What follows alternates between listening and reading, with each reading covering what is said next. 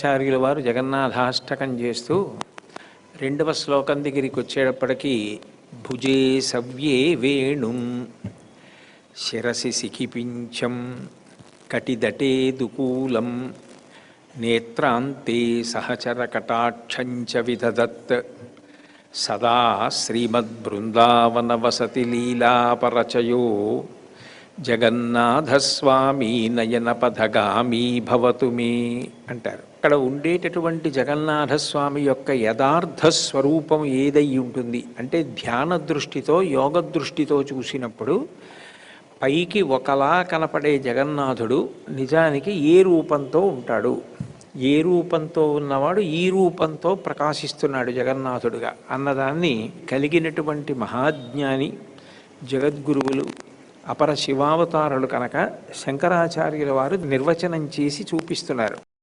అందులో ఎటువంటి కృష్ణుడై ఆయన ఉంటాడు, ఎందుకనంటే ఒకే కృష్ణస్వరూపం అనేక విధాలుగా బాలకృష్ణుడిగా ఉన్నప్పుడు పాకుతూ ఉన్న కృష్ణుడు అందమే, నవనీత చౌర్యం చేసినటువంటి కృష్ణుడు అందమే, ఆవులను కాపాడుతూ వెనక తిరిగిన కృష్ణుడు అందమే, ఇంకొంచెం పెద్దవాడైన తరువాత లీలలు చేసిన కృష్ణుడు అందమే, గోవర్ధనోద్ధరణం చేసిన కృష్ణుడు అందమే, రాసలీల చేసిన కృష్ణుడు అందమే, రాయబారం చేసిన కృష్ణుడు అందమే, సారథ్యం చేసిన కృష్ణుడు అందమే, భగవద్గీత చెప్పిన కృష్ణుడు అందమే.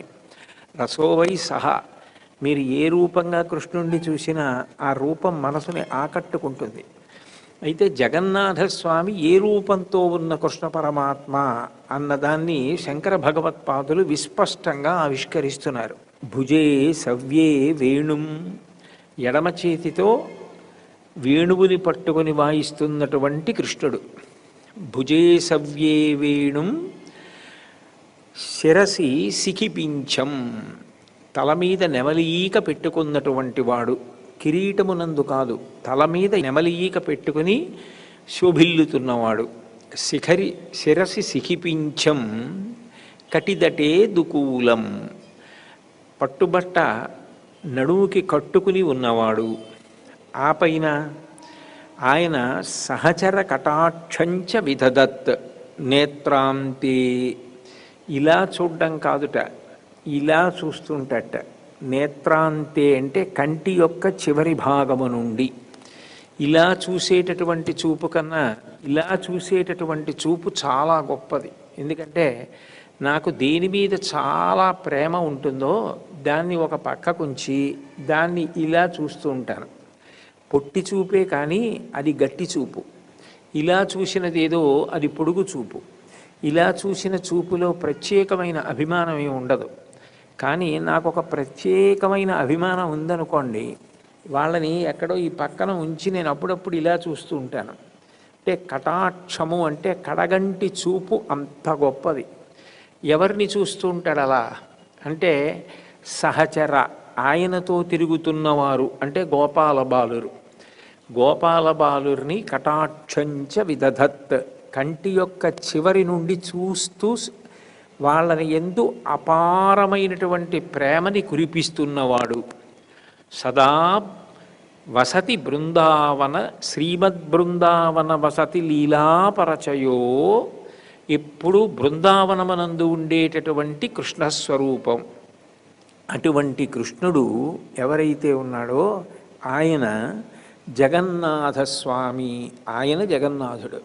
ఇక్కడ జగన్నాథుడు కరచరణాదులు లేనివాడిగా కనపడుతున్నాడు, కానీ యథార్థమైనటువంటి జగన్నాథ స్వరూపము యోగ దృష్టితో చూసిన వారికి కృష్ణుడిగా అలా ప్రకాశిస్తాడు.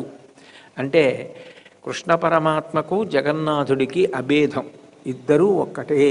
ఒక్కొక్కసారి పైకి ఒకలా కనపడే మూర్తి యొక్క అలంకారం మీరు తీసి చూశారనుకోండి, లోపల భిన్నమైనటువంటి రీతిలో నిజమూర్తి ఉంటుంది. అటువంటి క్షేత్రాలు ఉన్నాయి. శ్రీశైలంలో భ్రమరాంబ మొదలైనటువంటి వారి యొక్క నిజస్వరూపం వేరుగా ఉంటుంది, పైకి అలంకారం చేసినప్పుడు ఒకలా ఉంటారు. కాబట్టి కటాక్షంచ విదధత్, అటువంటి కృష్ణుడు ఎవరున్నాడో ఆయన జగన్నాథుడిగా నా కంటి ముందు ప్రకాశించుగాక, నాకు సాక్షాత్కరించుగాక అని శంకరాచార్యుల వారు అడుగుతున్నారు.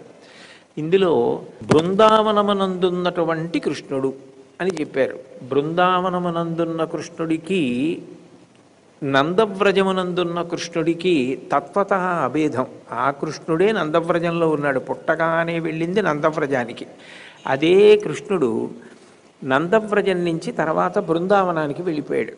నిజానికి బృందావనానికి కృష్ణుడు వెళ్ళిపోవడానికి కారణం కృష్ణుడు కాదు.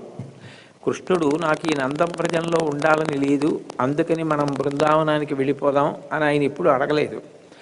అట్లా అన్నవాళ్ళు ఎవరు అంటే భాగవతంలో ఉపనందుడు అని.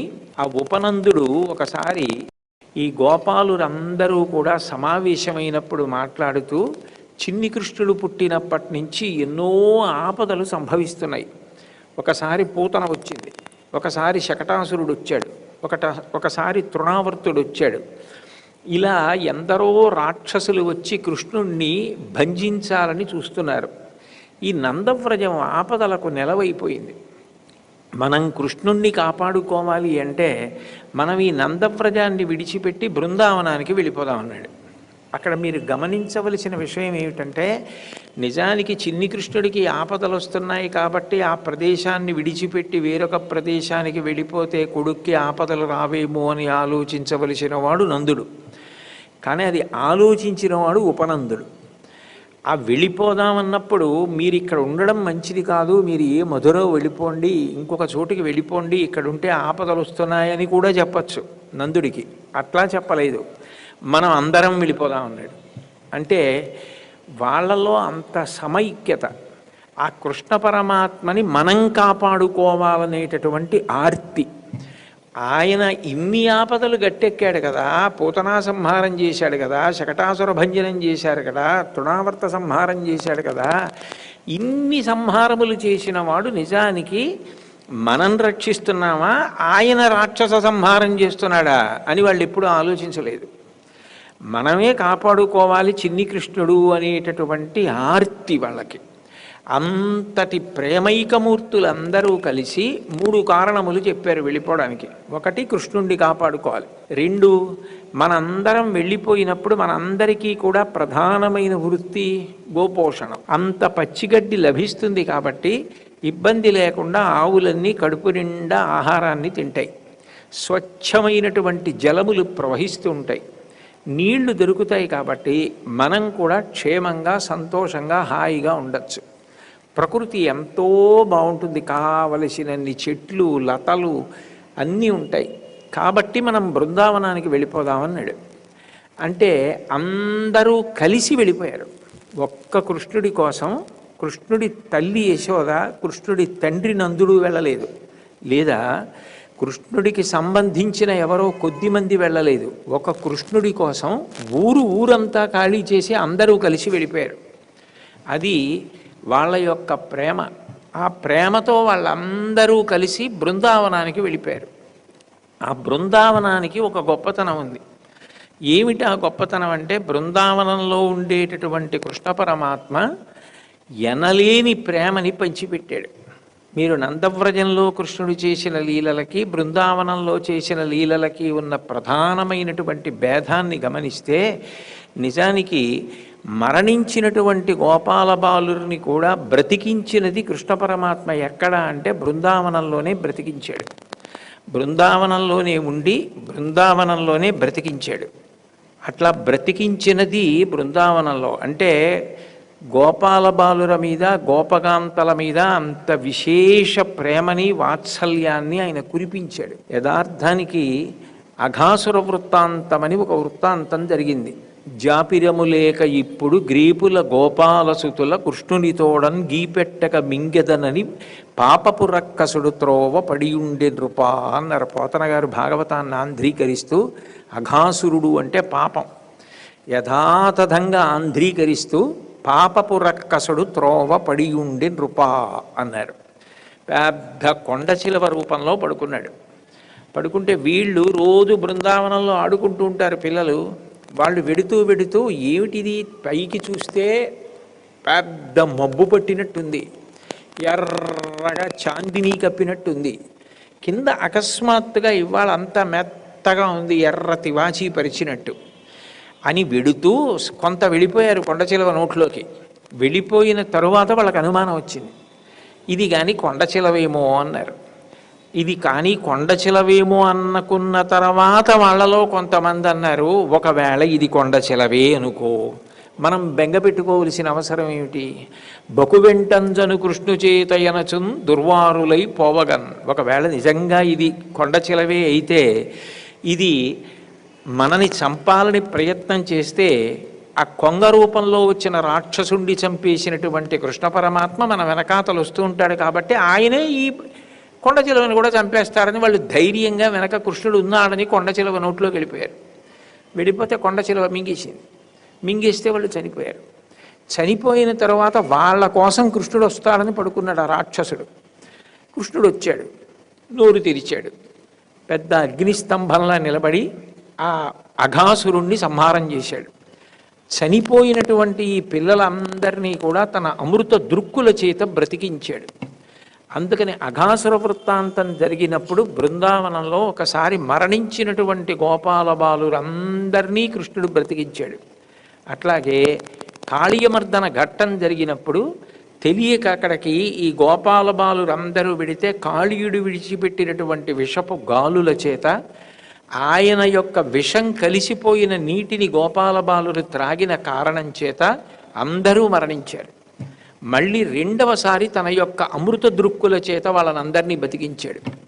మూడవసారి ఇంద్రుడలిగి బ్రహ్మాండమైన వడగళ్లవాన కురిపిస్తే వీళ్ళందరినీ రక్షించడం కోసం బాలుండాడుచునాతపత్రమని సంభావించి పూగొత్తి కెంగీలం దాల్చిన లీలలీ నగవుతో కృష్ణుండు తానం మహాశైలమ్మున్ వలకేల దాల్చి విపుల ఛత్రమ్ముగా పట్టే తద్భీలాభృచ్యుత దుశ్శిలాచకిత గోపీ గోప గోపంక్తికిన్ అంటారు. ఆడుకుంటూ ఆడుకుంటూ ఓ పిల్లవాడు పరిగెత్తుకుంటూ వెళ్ళిపోతూ అక్కడ కనపడిన పువ్వుని కోసేసి హేళగా ఎత్తి పట్టుకున్నంత తేలికగా గోవర్ధన పర్వతాన్ని తన చేతులతో పైకెత్తి పట్టి 7 రాత్రులు 7 పగళ్ళు ఆవుల్ని, దూడల్ని, గోపబాలుర్ని, గోపకాంతల్ని కాపాడాడు. హరిదోర్దండముగామ గుబ్బ శిఖరం బాలంబి ముక్తావళుల్ బరగంజారుడి తోయబిందువులు గోపాలంగనాపాంగహాసరుచుల్ రత్న చెయ్యంబుగాగా అచల ఛత్రంబు శోభిల్లి తత్కిరిబిద్దుర్మత భంజీ జలధిరక్లిన్న ప్రజారంజియై అన్నారు. ఆయన యొక్క చెయ్యి ఆ గొడుగుకి కర్రలా పట్టాడు, ఆ గోవర్ధనగిరికి. ఆ పైన ఉన్నటువంటి శిఖరమే గుబ్బ. ఆ ఇంద్రుడు కురిపిస్తున్న వాన పర్వతం పక్కల నుంచి జారుతుంటే అది ముత్యాల జాలు. ఆ చుట్టూ నిలబడినటువంటి గోపకాంతలు నవ్వుతున్నప్పుడు వచ్చినటువంటి కాంతులు ఆ గొడుగుకి అలంకృతమైనటువంటి రత్నాల జాలు. అంత గొప్ప గొడుగు ఎత్తిపట్టి 7 రాత్రులు 7 పొగళ్ళు ఒక్క దూడ కూడా మరణించకుండా కాపాడి ఇంద్రుడికి గర్వభంగం చేశాడు. అన్నిటికన్నా బృందావనంలో చేసినటువంటి లీలలలో బ్రహ్మగారు అంతటి వాడు అసూయపడిపోయినటువంటి లీల. ఎంత అసూయపడ్డాడు అంటే, అసలు ఈ కృష్ణుడితో కలిసి వీళ్ళు ఇంత గొప్పగా ఆడుకోవడం ఏమిటి?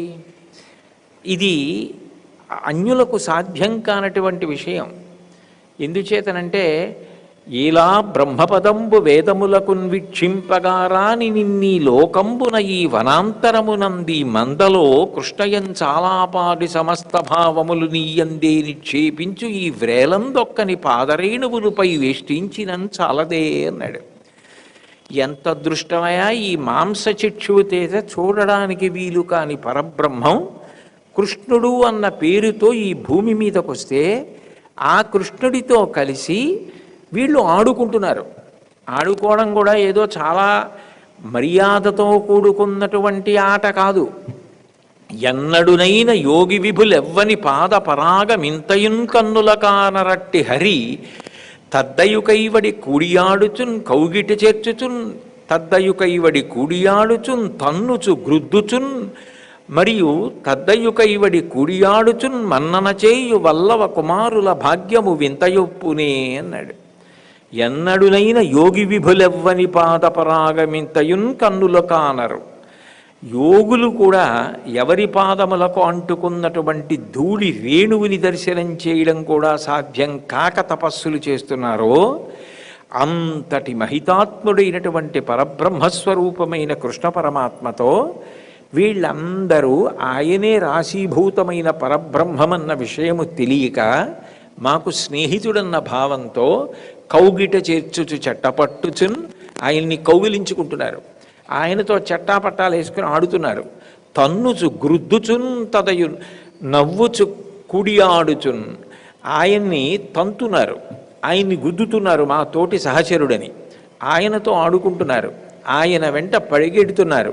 కూడి ఆడుచున్ ఆయనతో కలిసి ఆడుకుంటున్నారు. అసలు ఇట్లా పరబ్రహ్మంతో చేయడం అన్నది లోకంలో ఎక్కడైనా ఉంటుందా?